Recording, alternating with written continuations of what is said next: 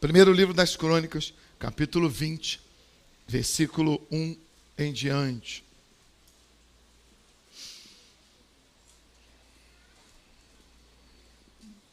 Eu falei primeiro livro das Crônicas, perdão. Segundo livro das Crônicas, capítulo 20, versículo 1 em diante.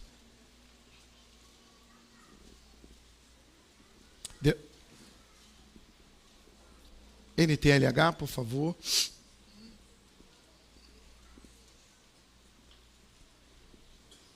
Algum tempo depois, os exércitos dos Moabitas e dos Amonitas, junto com os Meunitas, invadiram o país de Judá.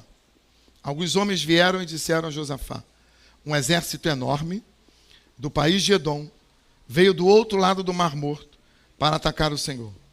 Eles já conquistaram a cidade Azazão-Tamar. Azazão-Tamar e Fonte de Gedi são o mesmo lugar. Josafá ficou com medo e orou a Deus, o Senhor, pedindo socorro. Depois deu ordem para que todo o povo de Judá jejuasse. Todos se reuniram para pedir socorro ao Senhor. De todas as cidades do país, o povo veio a Jerusalém. A gente de Judá e de Jerusalém se reuniu no pátio novo do templo. E Josafá se pôs de pé no meio deles e orou assim: ó Senhor, Deus de nossos antepassados, Tu és o Deus do céu e governas todas as nações do mundo. Tu és forte e poderoso e ninguém pode resistir ao Teu poder. Tu és o nosso Deus. Expulsaste os moradores desta terra, de diante do Teu povo de Israel, e destes a terra deles para sempre a nós, os descendentes de Abraão, Teu amigo. O Teu povo tem morado nessa terra e aqui construímos um templo em Tua honra. Nós dissemos assim: se alguma desgraça cair sobre nós como castigo, seja guerra, ou doenças, ou falta de alimentos, então nos ajuntaremos em frente desse templo onde Tu moras, e no nosso sofrimento clamaremos a Ti pedindo socorro, e Tu atenderás o nosso pedido. Agora, os amonitas e os moabitas, junto com os edomitas, invadiram o nosso país. Quando os nossos antepassados estavam vindo do Egito, Tu não os deixaste invadir as terras daqueles povos. Por isso, os nossos antepassados se desviaram delas e não destruíram aqueles povos. Mas agora, eles nos pagam assim. Estão nos atacando para nos expulsar da terra que nos deste para sempre. Ó nosso Deus, castiga essa gente, pois não somos bastante fortes para resistir a esse enorme exército que está avançando contra nós. Não sabemos o que fazer e olhamos para Ti, pedindo socorro. Todos os homens de Judá estavam ali de pé, em frente do templo, junto com as suas mulheres e os seus filhos, e até as crianças de colo. De repente, o Espírito de Deus desceu sobre um levita, que estava ali no meio do povo.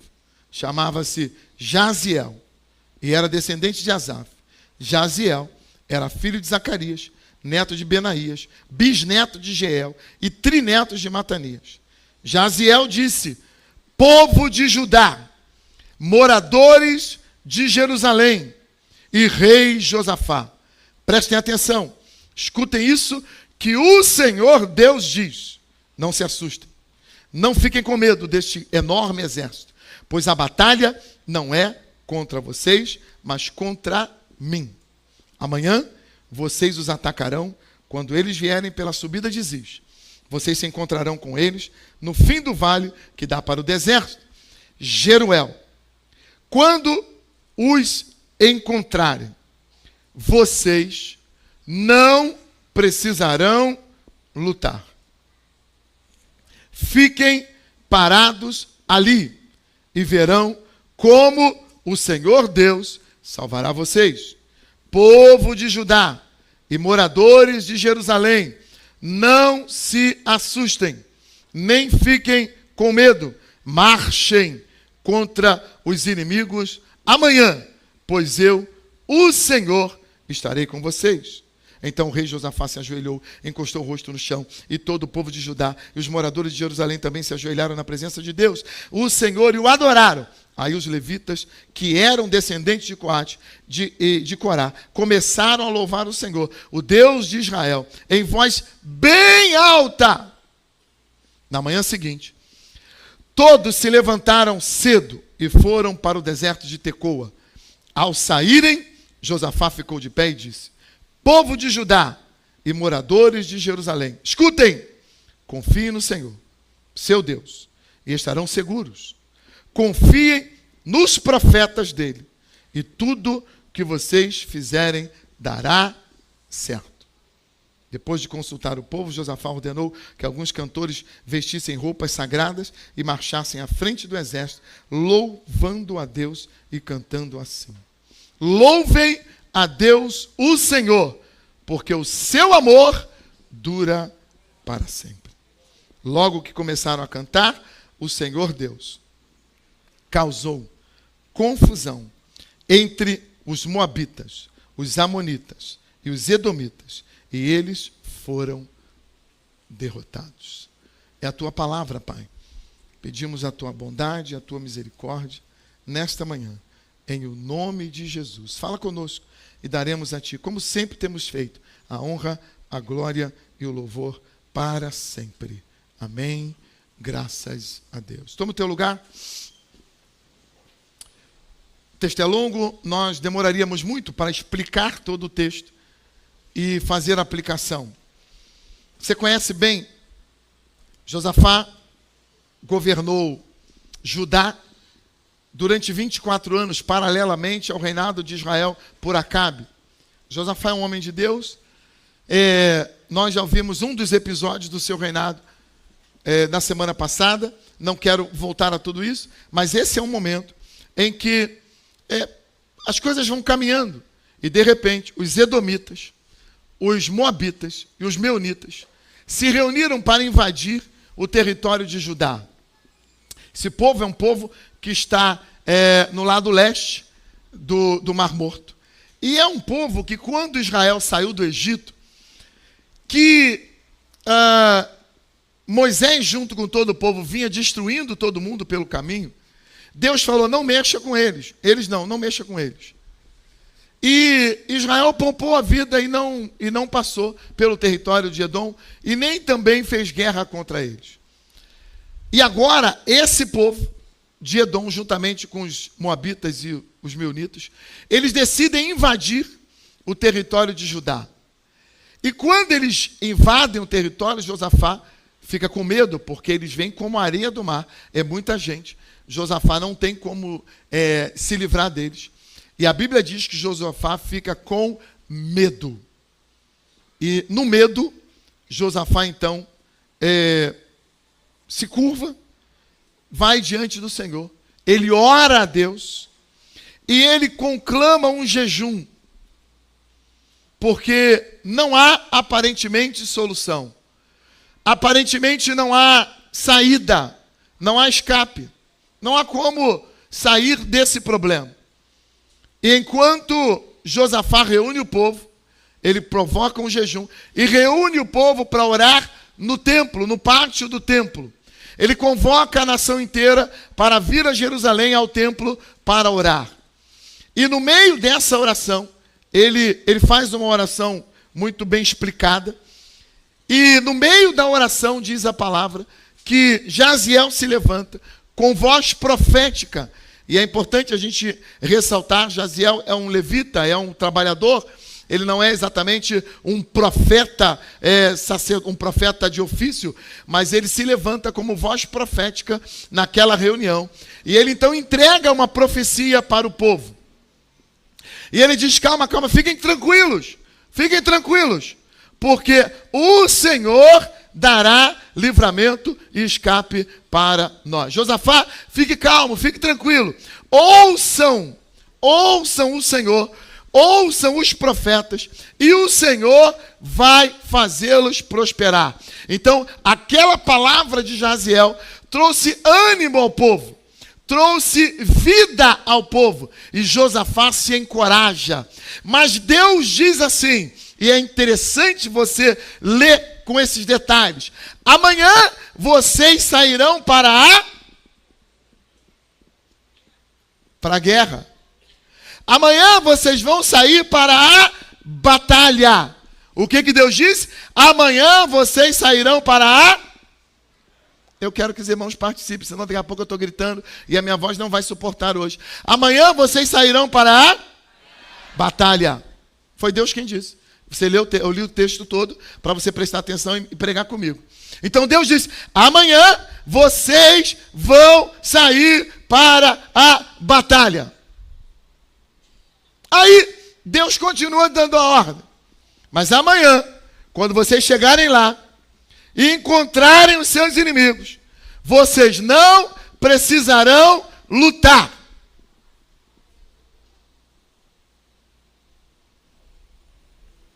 Você também achou o mesmo que eu achei? Eu achei estranho. Não sei. Ó, amanhã vocês sairão para lutar. Aí, no versículo seguinte, ele diz, quando vocês encontrarem os inimigos, vocês não vão lutar. É para lutar ou não é para lutar? É para lutar ou não é para lutar? É para ir para a guerra ou não é para ir para a guerra? É para ir para a guerra. Amém? É para lutar ou não é para lutar? Interessante isso. E aí, Josafá entende e fala, ok, então chama os levitas, vamos cantar. Já que não é para lutar, vamos para a guerra para cantar. Eu acho meio louco. Mas foi o que Deus disse. E Josafá, tá bom, vamos para a guerra então amanhã, todo mundo, vamos para a guerra. O que a gente vai fazer? Leva os instrumentos. Vamos cantar. Cantar na guerra. Mas a Bíblia diz que enquanto eles louvavam ao Senhor, enquanto eles cantavam ao Senhor, o Senhor causou uma confusão entre os inimigos. E o interessante dos inimigos é que assim, eram edomitas, moabitas e meunitas. Eles começaram a brigar. Quando você lê o restante do texto, os amonitas e os moabitas se mataram. Quem sobrou foi contra os edomitas. E aí eles se mataram também. E no final das contas não sobrou ninguém. E o povo de Israel, cantando estava, cantando ficou. E a vitória foi garantida nesse episódio pelo Senhor. Aí, quando eu leio esse texto, algumas coisas são muito... que saltam aos meus olhos, eu quero rapidamente pensar com você, quem sabe você pode anotar para depois a gente discutir com calma esses pontos. E eu não sei se você recebeu lá o esboço, eu não consegui abrir ele aqui, então eu vou só pelo texto bíblico, você vai me ajudar aí a seguir com o esboço. Primeiro, algumas coisas que eu aprendo e que eu visualizo quando eu leio esse texto. Número 1, todos nós sentimos medo na vida. Isso é fato. Todas as vezes que nós nos deparamos com um desafio maior que a nossa força, a primeira reação é sentir medo. Medo. Então, eu preciso entender que sentir medo é algo natural. E nós precisamos entender, todas as vezes que surgir um desafio diante de mim, que é maior do que a minha força ou a minha capacidade, eu terei medo em primeiro lugar. Amém? Então repita comigo, todas as vezes que o desafio for maior do que a minha força ou a minha capacidade, o medo virá. Isso é para você saber. Todos nós sentiremos medo em algum momento da vida. E aí eu tenho dois caminhos diante do medo. Dois caminhos. Sempre diante do medo, eu tenho dois caminhos. Ou eu vou sucumbir ao medo, ou eu vou recorrer à fé. Diante do medo, ou eu vou sucumbir, ou eu vou enfrentar o medo. E como é que eu enfrento o medo? É pela fé. Porque o justo viverá. O justo viverá, e se ele recuar, Então é simples assim. Todos nós enfrentamos desafios. Desafios fáceis a gente resolve. Amém, amados? Então a gente não tem nem que conversar sobre isso. Se o desafio é fácil, eu vou lá e resolvo. Pronto, acabou o problema. Mas se o desafio é difícil, eu tenho dois caminhos. Ou eu sucumbo ao medo, ou eu vou apelar e usar a fé. Como é que eu vou usar a fé? Quando eu conheço a palavra. Porque quem gera fé é a palavra. Se eu não tenho a palavra de Deus, eu não poderei gerar fé. Quando Josafá vai orar ao Senhor, ele se lembra da palavra. Ele se lembra do que foi orado e do que Deus disse. Porque quando Deus, na inauguração do templo, você lembra disso? Segundo Crônicas capítulo 6, na inauguração do templo, Salomão está lá e Salomão ora, uma das orações mais longas que eu já vi na Bíblia. E ele fala um monte de coisas naquela oração. E lá pelas tantas ele diz assim: Senhor, esse templo é a tua morada. Ele foi construído para o Senhor. E se algum dia, Senhor, o teu povo pecar, ou se houver guerra, ou se houver fome, ou se o Senhor cerrar o céu, se o Senhor enviar praga, se o Senhor fizer qualquer coisa, se o Senhor permitir qualquer coisa, Senhor, é que os teus olhos estejam atentos à oração que se faz nesse lugar. Porque quando vier a aflição, quando vier a luta, quando vier a perseguição, quando vier a doença, quando vierem os problemas, e se o teu povo, Senhor, se reunir aqui, se o seu povo se juntar aqui, ele vai orar, Senhor, e que o Senhor ouça a oração do teu povo. E aí no capítulo 7, versículos 13 e 14, que é o que nós sempre lemos, porque nós não lemos a oração de Salomão, que é muito grande. Nós preferimos esses dois versículos que são menores e resumem a oração de Salomão, que diz assim: e se o meu povo... porque o versículo 13 que nós não lemos, que está anterior, que diz assim: se eu... Olha lá, obrigado.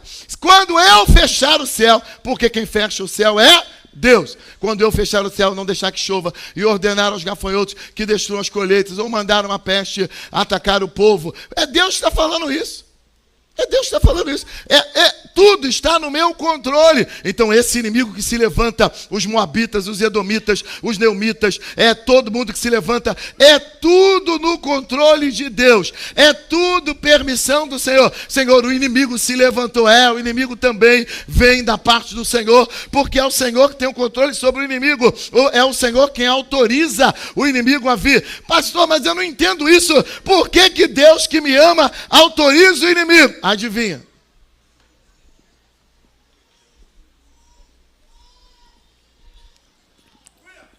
Porque Ele quer ver você se mexer. Fala isso para o teu irmão: Deus está querendo ver você se mexer. Luta é o que faz o crente se mexer. Pastor, pelo amor de Deus, eu já tenho luta suficiente. Ótimo. Está se mexendo bastante. E se você parar um pouquinho, Deus manda mais um pouco. Porque as lutas nos fazem movimentar. Principalmente no mundo espiritual. E aí Deus diz assim: quando eu fizer isso, se o meu povo, eu gravei na RC, se o meu povo, você sabe, que se chama pelo meu nome, se humilhar, se converter e orar a mim, eu ouvirei dos... E Deus falou isso. Está escrito. Josafá sabe que está escrito. Então é essa leitura, é esse texto que Josafá lembra. Quando nós lembramos de um texto como esse, que o inimigo se levanta, que o problema se levanta, que o gigante vem para cima de nós, aí nós lembramos: não, peraí, mas o Senhor disse que quando acontecer isso, se nós nos humilharmos, nos convertermos, se nós orarmos, Ele ouvirá dos céus, vai perdoar os pecados, vai sarar a nossa terra e vai nos livrar dos nossos inimigos. E se Ele já fez isso antes, vai fazer de novo. Isso enche a nossa alma, a fé se levanta, a fé aumenta e nós cremos que o Senhor vai fazer. Josafá lembrou disso. Então, no momento em que o inimigo se levanta, você tem dois caminhos. Ou você vai sucumbir à fé, se não tiver a palavra. Ou você vai pegar a palavra e vai crescer na fé. Você tem dois caminhos sempre. Se você não tem a palavra, você sucumbe no medo. Se você tem a palavra, você se agiganta. Lembra do Jairo? As pessoas chegam para o Jairo e falam, não incomoda mais o mestre, a tua filha já morreu. O que Jesus disse para ele? Não tenha medo. Não tenha medo. Tenha fé. É a palavra do Senhor.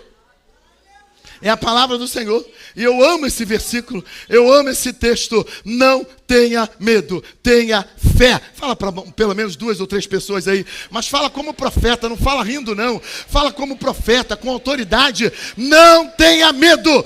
Tenha fé. Acredite.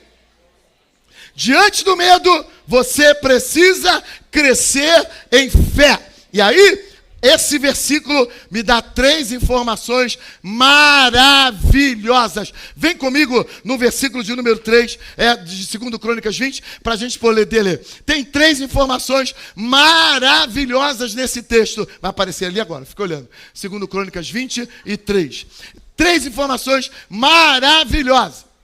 Põe na NTLH, por favor. Quando ele fica com fé, ele ora ao Senhor. E ele ora a palavra. Diga comigo, ele ora a palavra. Diga, ele ora a palavra. Só ora a palavra quem conhece a palavra. O meu povo, ele é destruído porque falta a palavra. Se você tem a palavra, se você conhece a palavra, o inimigo pode tentar, o inimigo pode vir contra você, ele pode falar, e aí você faz igual Jesus. Ele vem e a argumentação dele é maravilhosa, mas Jesus diz assim, sai daqui, Satanás, porque está escrito. E ele vem de novo, e Jesus disse, vai-te embora, Satanás, porque está escrito. E ele vem de novo, e Jesus disse, vai embora, Satanás, porque está escrito. Ele sabe que está escrito, porque ele conhece a palavra. Você sabe qual é o nosso problema? É que nós somos crentes, mas não conhecemos a palavra. Eu contei aqui uma historinha do stand-up do rapaz, que eu preciso ficar repetindo isso toda a Santa Ceia. Falei aqui algum dia desse. Eu vi isso no Instagram, no stand-up. Cidadão fala assim, foi procurar um crente. Eu perguntei, qual é o livro, qual é a coisa mais importante da sua vida? A Bíblia. E a Bíblia é importante para você? A Bíblia é a minha bússola, o meu norte, é a minha fonte de inspiração, é a fonte da minha vida, é a minha regra de fé. A Bíblia é tudo. A Bíblia é tudo que eu tenho. A Bíblia é tudo para mim. A Bíblia é a coisa mais importante que eu tenho na minha vida. Tu já leu ela? Não li. Então calma aí, deixa eu ver se eu entendi.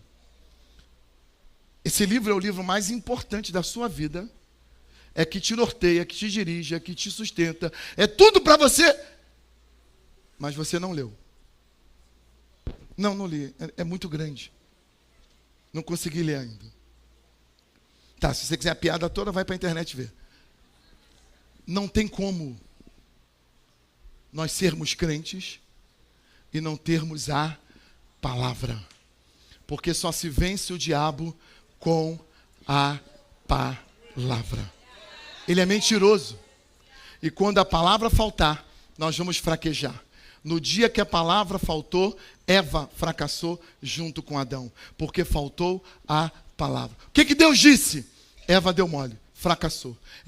Ele só disse para a gente não comer. Por que ele disse para você não comer? Porque ele disse que se nós comermos, nós vamos morrer. E aí a serpente vem com uma conversa doce e engana ela. Se Eva tivesse lido mais a Bíblia, se Eva tivesse conhecido mais a palavra, se Eva conhecesse mais a palavra de Deus para a vida dela, ela não teria sido enganada pelo maligno. Se você conhecer mais a palavra de Deus, ele não vai te enganar. Quando os inimigos vêm, Josafá, ele poderia ficar com medo, ele poderia fugir, ele poderia ir para a caverna, ele poderia ir para o poço, ele poderia esconder a cabeça, ele poderia sumir, mas ele se lembrou de uma palavra, e ele ora ao Senhor, pedindo socorro, porque ele sabe que Deus é o nosso rei.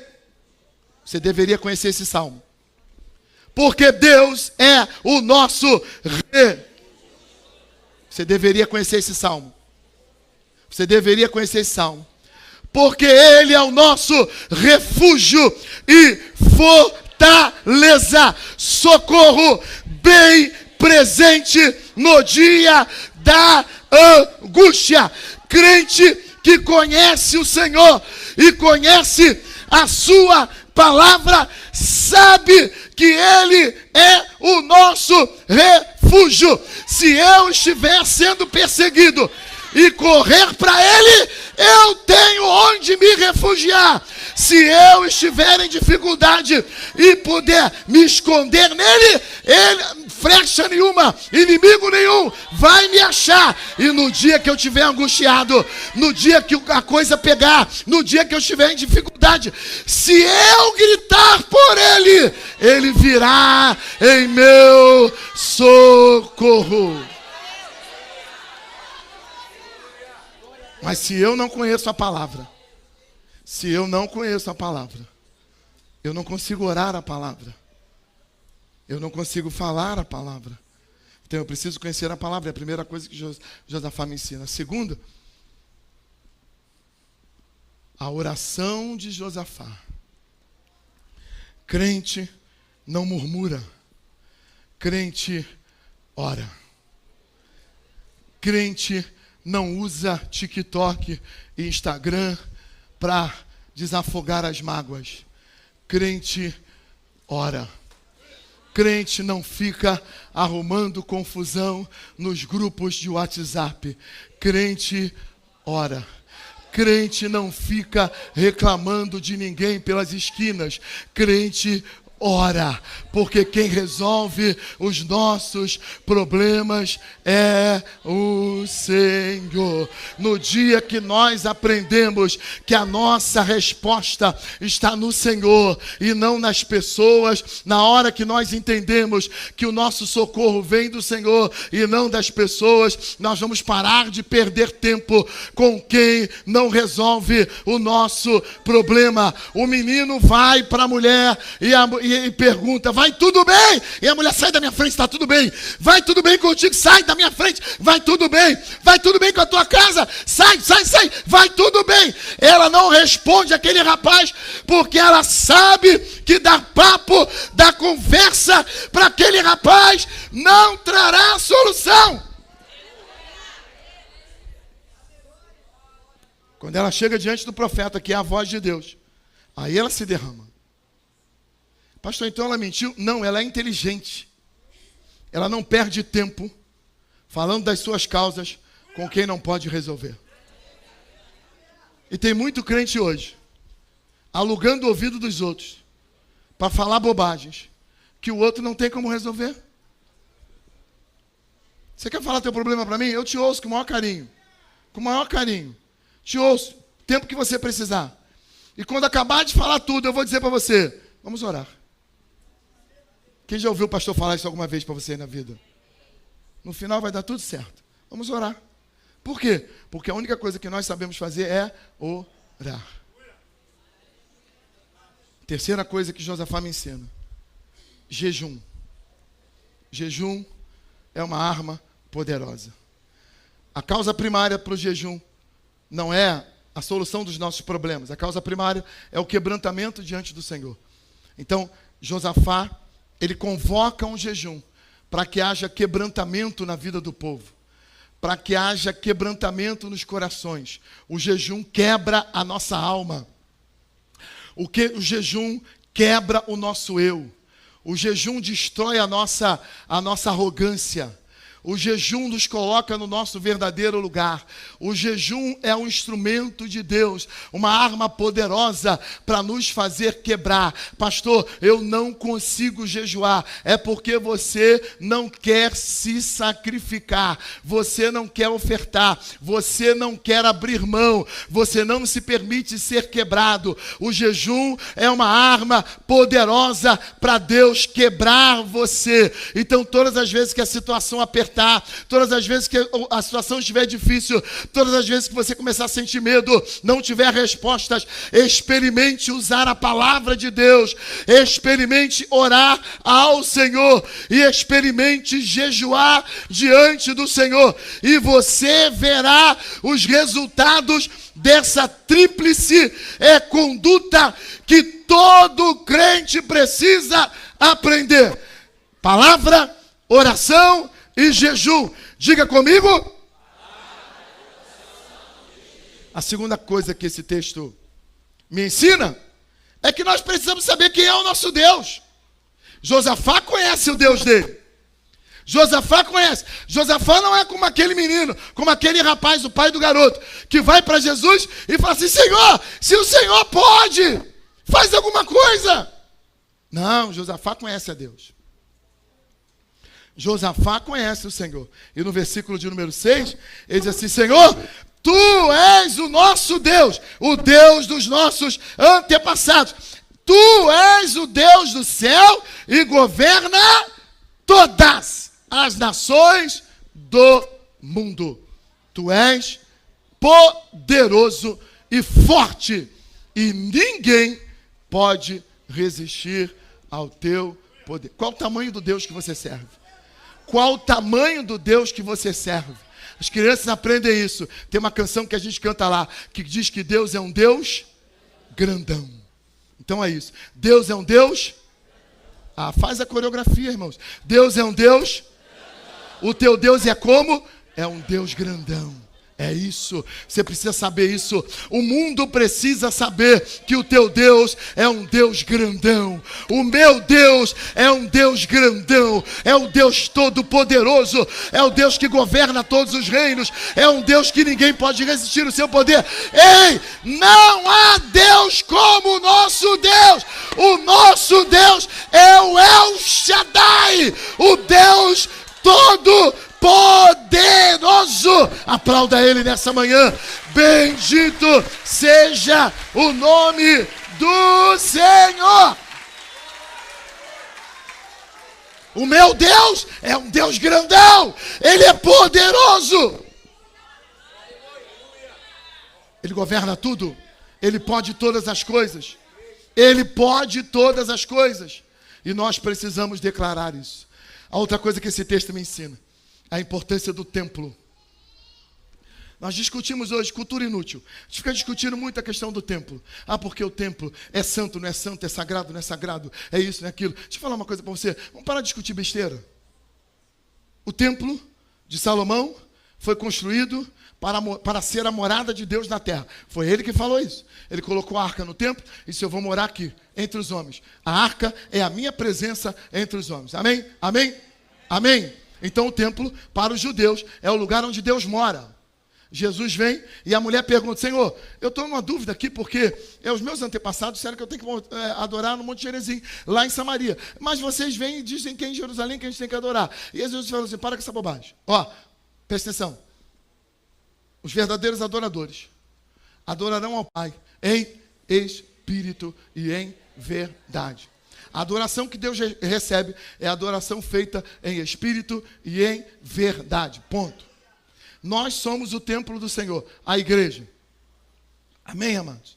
A igreja se reúne na praça, no rio, no monte, na casa, na rua. A igreja se reúne em qualquer lugar. Mas isso aqui é o templo santificado pela presença da igreja, consagrado para o Senhor, e é o lugar onde os santos se reúnem. Esse lugar é santificado pela presença dos santos que estão aqui. Logo, esse lugar também é santo. Quando a gente vai embora, ficam aqui as paredes, as irmãs limpam, a gente limpa, trabalha aqui. Mas esse lugar, quando nós nos reunimos, isso aqui é um caldeirão. É um caldeirão. Isso aqui é um fervor. Porque isso aqui concentra o maior número de fé, o maior número de ousadia, o maior número de santos possível. Então, quando a igreja está reunida nesse lugar, isso aqui é um ambiente poderoso, porque aqui está a maior concentração de fé e milagres que você pode ver na face da terra. É a reunião dos santos. A igreja precisa de um lugar para se reunir, e é esse templo. Nós nos reunimos aqui para louvar ao Senhor juntos e ouvir a sua palavra. Então, esse lugar é santo enquanto nós estamos aqui. Amém, amados? Amém. Josafá reúne todo mundo no templo. No templo. Não cabe todo mundo dentro do templo, ele reúne no pátio. E aí as pessoas oram. E ele ora aquela oração de Salomão novamente. Foi o Senhor quem disse, Senhor.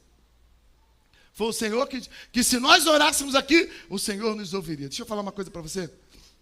Quando nós nos reunimos e concordamos acerca de aqui, o Pai concorda nos céus. Há um poder, há um mistério na reunião dos santos. Se dois de vocês, concordarem sobre alguma coisa na terra, vosso Pai concordará também. Então a gente não pode negligenciar o poder da concentração de oração na igreja. Nós não podemos negligenciar a reunião da congregação. Não podemos negligenciar. Há uma bobagem de pessoas que acham que podem ser crentes, que acham que pode servir a Deus sozinhos, isolados. Cansei da igreja. Eu falo isso todo domingo aqui. Cansei da igreja. A igreja tem um monte de gente falsa. A igreja tem um monte de gente isso. A igreja tem um monte de gente enjoada. A igreja tem um monte de gente bababá. A igreja tem um monte de gente. Porque eu achei. Porque tem fofoca na igreja. Porque a igreja tem isso.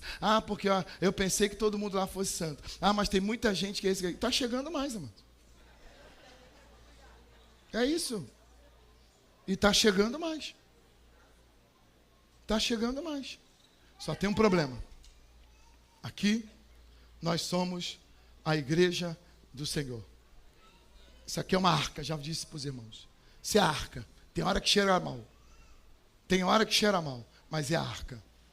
Se eu quero sobreviver, é aqui que eu tenho que ficar. Tem hora que dá aborrecimento. Dá, mas se eu quero sobreviver, esse é o lugar. Então eu não vou deixar de congregar. Eu não vou deixar de participar da reunião. Eu não vou deixar de estar junto. Eu não vou deixar de estar aqui. Porque é nesse lugar, quando os santos se reúnem, que Deus manifesta a sua glória. Então a nossa oração é para que Deus manifeste a sua glória nesse lugar. Então para com essa bobagem de ficar olhando a gravata do irmão, de ficar olhando a bolsa, o sapato, de ficar olhando o brinco, de ficar olhando o cabelo, a cor do não sei o que, a cor. Para com essa bobagem. Vamos unir a nossa voz, vamos clamar ao Senhor e vamos dizer: Deus, independente de quem está aqui hoje, derrama a tua glória sobre nós. Porque é isso que nós devemos fazer. Nós devemos clamar e pedir que Deus tenha misericórdia de nós. Não olhes para nós, Senhor. Não olhe para a minha vida. Não olhe para os meus problemas. Não olhe para os meus pecados. Tenha misericórdia de nós e derrama a tua glória nesse lugar. Uma outra coisa que esse texto me ensina rapidinho para a gente caminhar. Nossas guerras são diferentes. Diga comigo. E eu gostei muito desse texto quando eu li, que Josafá disse o seguinte: nossos pais vinham e o Senhor não deixou a gente atacar, não deixou os nossos antepassados atacarem Edom. E agora, Edom está vindo nos atacar. nossas guerras são diferentes. Nós temos muito dessa coisa de ficarmos medindo as nossas guerras pelos que já passaram. Eles venceram as guerras deles. Eles venceram as batalhas deles. Nós temos as nossas próprias batalhas. Cada geração terá de vencer suas próprias batalhas. Agora, Josafá tem que lutar contra Edom. Qual o problema? Porque mudou. A vida mudou, a história mudou. E agora nós temos os nossos próprios desafios. Deixa eu falar uma coisa para você. Tem gente hoje querendo resolver problemas como se resolvia há 50 anos atrás. Ei, funciona mais não. Nossas batalhas são outras. São outras.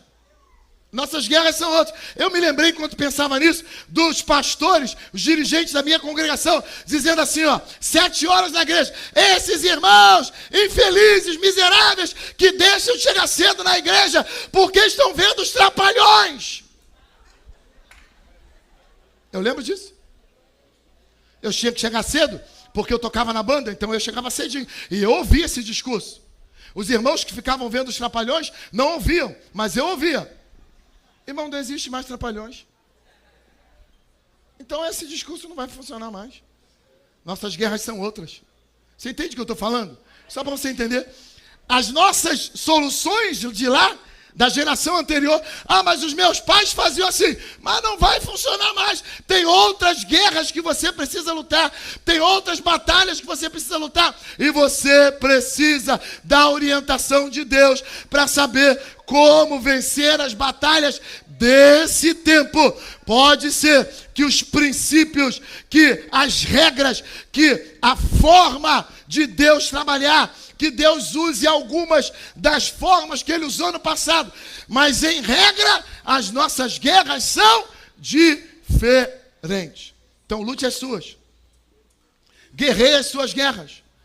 Busque a Deus para vencer as suas batalhas nesse tempo. Entenda que cada geração terá de vencer suas próprias guerras. Em tempos de guerra, em tempos de batalha, nós precisamos olhar para cima. E a gente precisa, inclusive, olhar direito para esse salmo. Quando o salmista diz assim, elevo os meus olhos...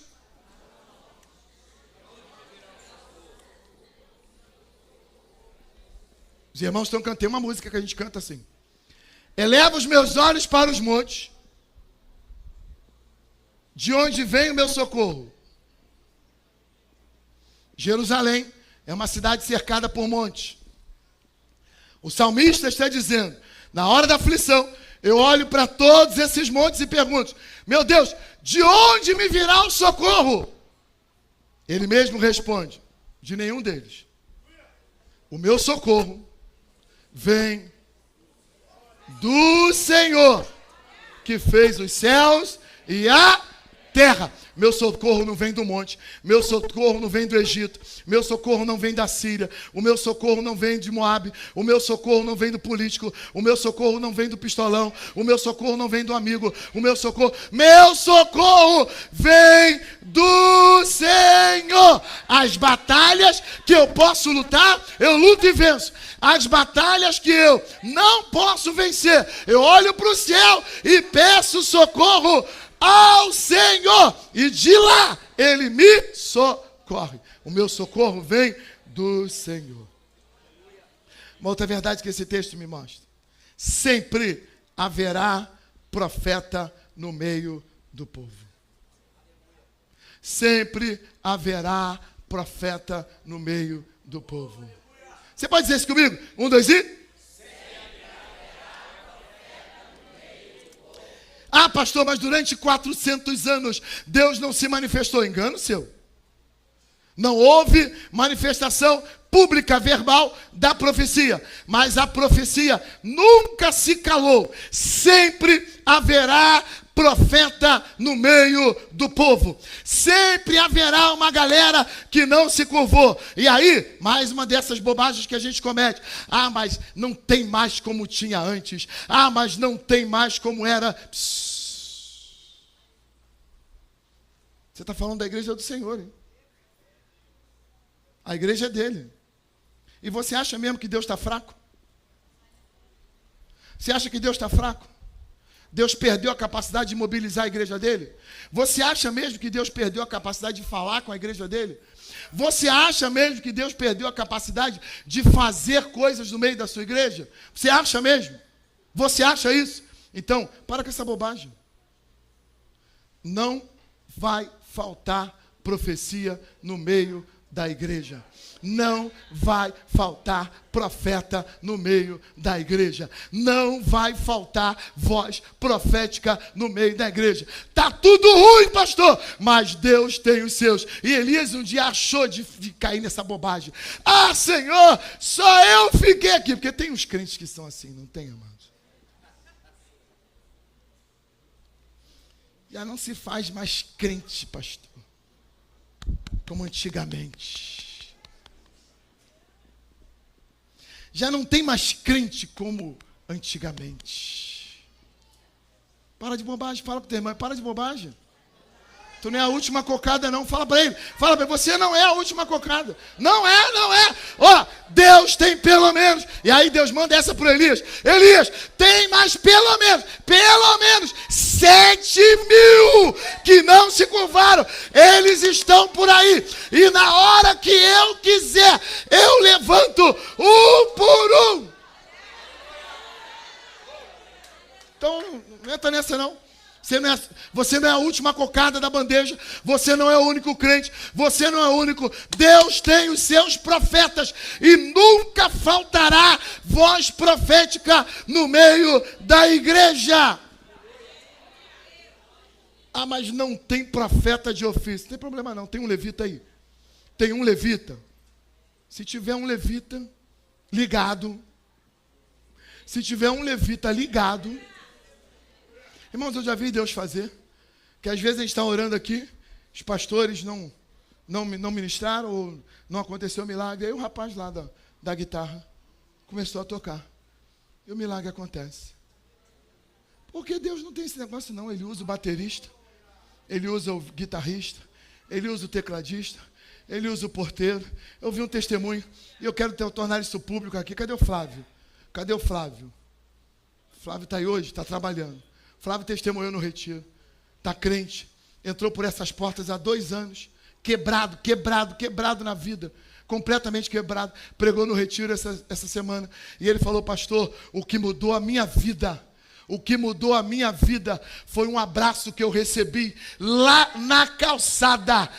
Eu cheguei todo desconfiado e um irmão me recebeu lá na calçada. Aquele cara me quebrou, ele mudou a minha vida, a minha história, porque o abraço que ele me deu lá fora mudou a minha vida. Quando Deus quer usar, Ele usa quem Ele quer. Então para com essa bobagem. Deus levantará profetas quando Ele quiser e como Ele desejar. Porque é Ele quem diz, operando eu. Então fique tranquilo. Porque eu não ouço mais Deus falar. Está com o ouvido agravado.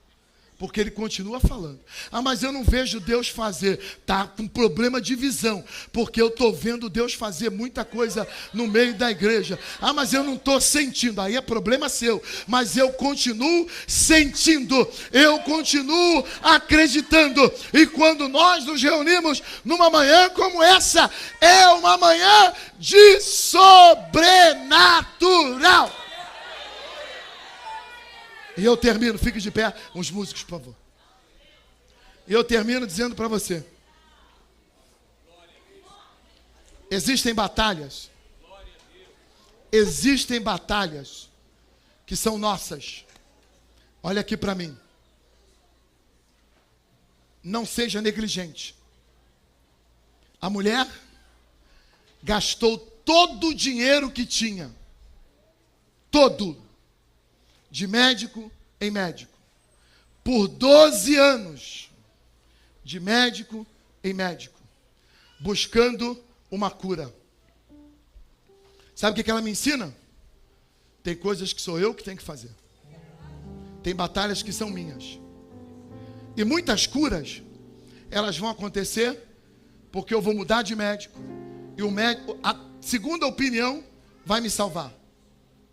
O segundo médico vai resolver meu problema.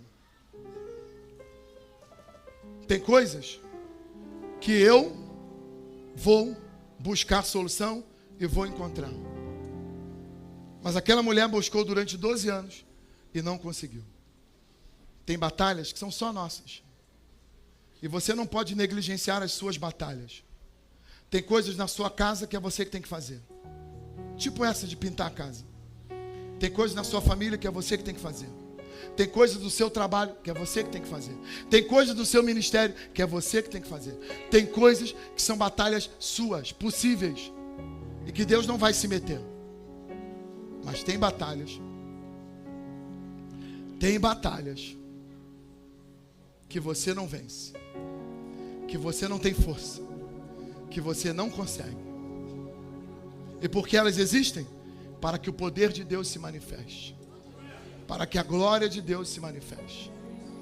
Todos nós temos batalhas que para nós são impossíveis. E a gente sabe que para nós não dá. Eu estou falando para uma multidão de gente que tem batalhas que nós não conseguiremos resolver. Senhor, eu fiz tudo o que podia, mas eu não consigo. Josafá disse isso para o Senhor. E o profeta disse: confia em mim. Confia em mim. Ouçam os profetas. Confiem em mim. E eu vou livrar. Ponha a sua confiança em mim. E eu vou fazer. Você sabe qual é o nosso problema? É que nós não lutamos as nossas guerras. E queremos lutar as guerras de Deus. Nós não fazemos o que devemos fazer. Mas de vez em quando queremos fazer o que é para Deus fazer. Olha para mim. Seu filho não será salvo pela força do seu braço. Seu marido não será salvo pela força dos seus argumentos. Sua família não será restaurada pela argumentação ou pela disciplina que você aplica. São questões que só Deus pode fazer. Então você precisa entender o que é seu e o que é de Deus. Mas o que eu acho lindo é que Deus diz assim: amanhã vocês vão se levantar e vocês vão para a batalha. Eu acho isso lindo. Porque Deus nunca gostou de gente preguiçosa. Fica aí que eu vou lá resolver para vocês. Não, Ele fala: vem comigo. Vem comigo experimentar. Porque é no ardor da guerra que você vai ver o livramento. É na frente da batalha que você vai ver o agir de Deus. É lá, é no calor da guerra. É no momento em que a batalha se torna mais reída, que a bondade e a misericórdia de Deus se manifestam. E você olha e diz: só o Senhor poderia fazer isso. E é por isso que Ele nos chama e Ele nos leva para a batalha. Mas Ele diz para nós: só vem, porque nessa você não vai lutar. Nessa, quem luta sou eu. Você só vem e deixa eu lutar.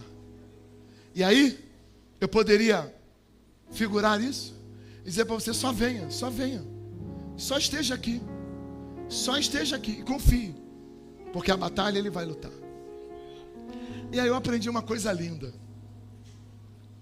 Quando nós não temos que lutar, nós vamos fazer o quê? Se Deus diz para eu não lutar, o que eu faço na batalha? Josafá me ensinou: canta, profetiza, declara. A hora que nós como igreja descobrirmos o poder da voz profética no louvor, a nossa vida muda. A hora que nós como igreja descobrirmos o poder das canções proféticas nós veremos coisas sobrenaturais acontecerem entre nós, porque Deus estabeleceu o louvor como arma de guerra. E existem momentos que nós não vamos pegar em armas, nós vamos pegar nos instrumentos e vamos cantar e vamos declarar, nós vamos profetizar enquanto cantamos. E enquanto eles louvavam, enquanto eles cantavam, enquanto eles louvavam ao Senhor. Versículo 19. Põe para mim. Versículo 19. É a minha canção? É. Versículo 19. Versículo 19. Vai aparecer aqui agora. Fica olhando. Versículo 19. Falei que ia aparecer. E é na NTLH. Aí, os levitas, que eram os descendentes de Coate e de Corá, começaram o quê? Começaram o quê?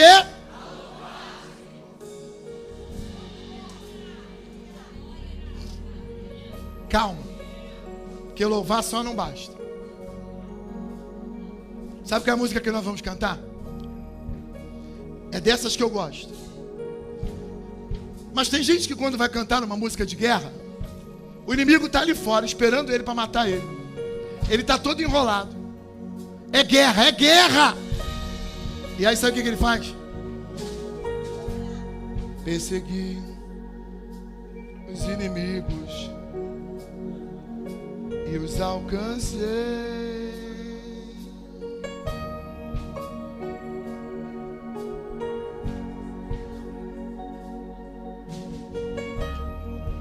Eu já estou me convencendo que todo garoto tem que ir para o quartel.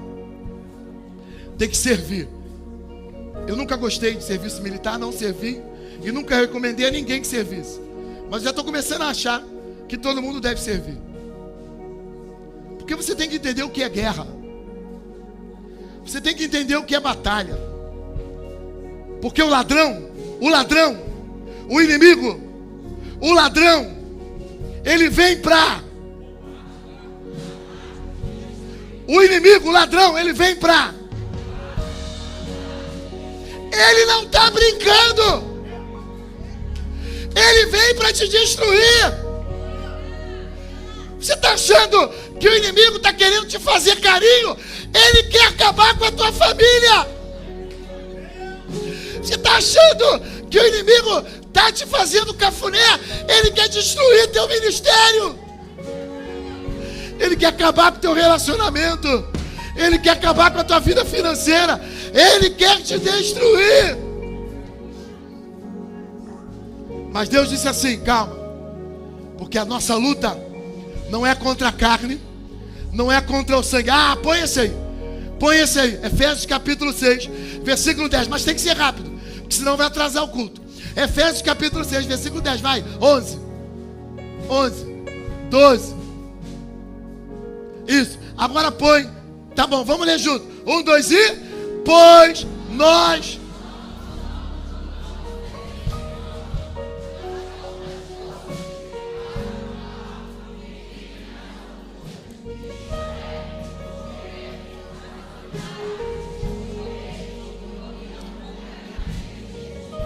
Você sabe o que acontece? No mundo espiritual, tá todo mundo tramando contra você. No mundo espiritual, tem reunião todo dia para te destruir. No mundo espiritual, tem reunião todo dia para te fazer cair. No mundo espiritual, tem reunião todo dia para te fazer tropeçar. Mas sabe o que Deus diz para mim e para você? Vem comigo. Vem comigo para a batalha. Vem comigo para a batalha. Vem comigo para a batalha. E quando a gente chega na batalha, sabe o que ele diz? Não luta não, só canta. Não luta não, só profetiza. Você só profetiza. Você só declara a palavra. Só declara a palavra. Não entra, não faz guerra não. Só declara a palavra. Deixa o resto comigo. Aí sabe o que os levitas fizeram? Eles começaram a cantar. Mas eles começaram a cantar bem alto. Sabe o que é isso? É voz de guerra. É gente que está disposto. É dente trincado. Eu ia falar outra coisa. É sangue nos olhos. É vontade de guerrear.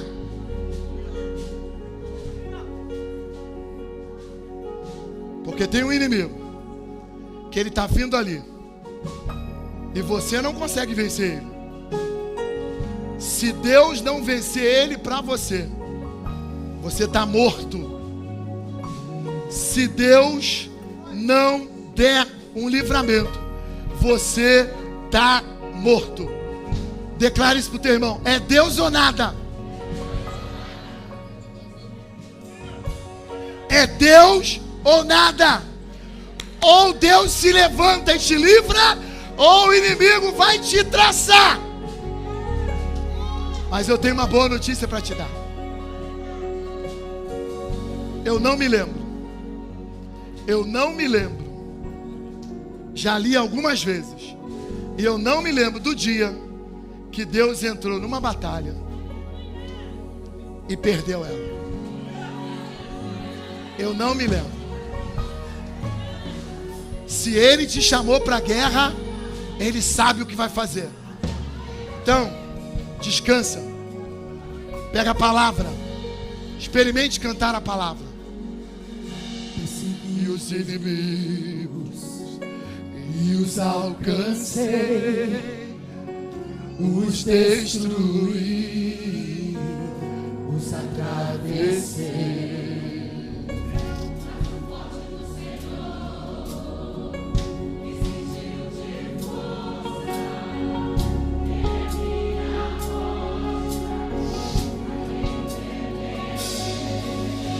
Quem pode livrar como o Senhor? Ele é minha força, Ele é meu escudo. Quem pode livrar como o Senhor?